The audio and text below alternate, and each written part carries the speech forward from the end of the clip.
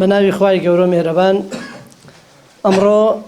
ڕۆژی 11 ڕۆژی قوربانیانی چەکی کیمیایی لە جیهاندا لە 11/1/1993 ئەم ڕێکخراوە دامەزراوە لە ساڵی 2015 بڕیاردرا هەموو ڕۆژێکی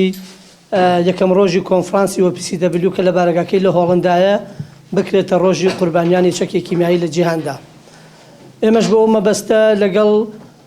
تۆڕی ڕێکخراوەکانی هەڵەبجە و لەگەڵ لیژنەیەک لە مافەکانی مرۆڤ لە هەرێمی کوردستان کە لە ڕاوێژکارەکانی ئەنجومەنی وەزیران پێگاتووە بڕیارە لەسەر ئەم بابەتە دیبەیتێک ڕێک بخرێەوە بەهۆی ئەوەی کە ئەوان لێرە حزوریان نەبوو لە دەرەوەی وڵات بوون پێمان باش بوو ئەو دیبەیتە بخێنە کاتێک کە حزوری ئەوان ڕاوێژکارەکانی ئەنجومەنی وەزیران و لایەنە پەیوەندیدارەکان بەشدار بن لەو پانێڵە، چونکە بەڕاستی ئەوەی کە تا ئێستا ئێمە دەرکی پێیەکەین وەک قوربانیانی کیمیاباران حکوومەتی هەرێمی کوردستان لە معانات و لە ئازارەکانی ئێمە تێنەگەیشتووە.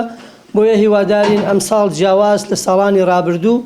بتوانین بە بۆنەی ئەو ڕۆژە تایبەتی کە ڕۆژی قوربانیانی کیمیابارانە دیبەیتێک ساز بکەین و معاناتی قوربانیەکان چ بە دیکۆمنت و چ بە واقعی و ئەو کەسانش کە توێژینەوەیان کردووە لەو دیبەیتە عەرز بکرێ بۆ ئەوەی ئەو ڕاوێژکارانەی ئەنجومەنی وەزیران پەیامی قوربانیەکان بگەێنە سەرۆکایەتی ئەنجومەنی وەزیران، چونکە بەداخەوە ئەوەی ئێستا تێئەپەڕێت ئەوەی ئێستا بریندارەکانی تێدایە لە بارودۆخێکی زۆر خراپدان و حکوومەتی هەرێمی کوردستان وەزارەتە مالیەکان وەزارەتی تەندروستی وەزارەتی کاروباری شەهیدان بەڕێوەبەرە تێگشتیەکان هیچ خەمێکیان بۆ قوربانیەکان نەخواردووە چ بەقەدەر ئەو ئازارەی کە هەیەە. ڕاستە لە خەڵەبجە خەستەخانەیەکی کیمیاباران کراوەتەوە، بەڵام بینیمان لە چەند ڕۆژی ڕابردوو بەڕێوەبەری تەندروستی ئاماژە بەوە کە هیچ دەسەڵاتێکیان نەماوە چارەسەریان بۆ ناکرێ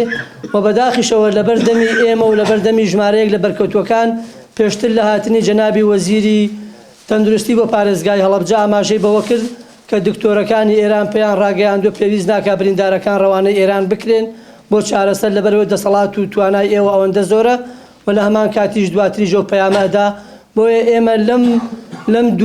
دوو دۆنگە لەم دوو وتارە جیاوازانە قوربانی زیاترمان داوە و ئەو بریندارانش کە پێویستیان بە چاندنی گلێنەی چاو هەیە و وردەوایان لێ دواتر ئەگەر بشبرێنە دەرەوە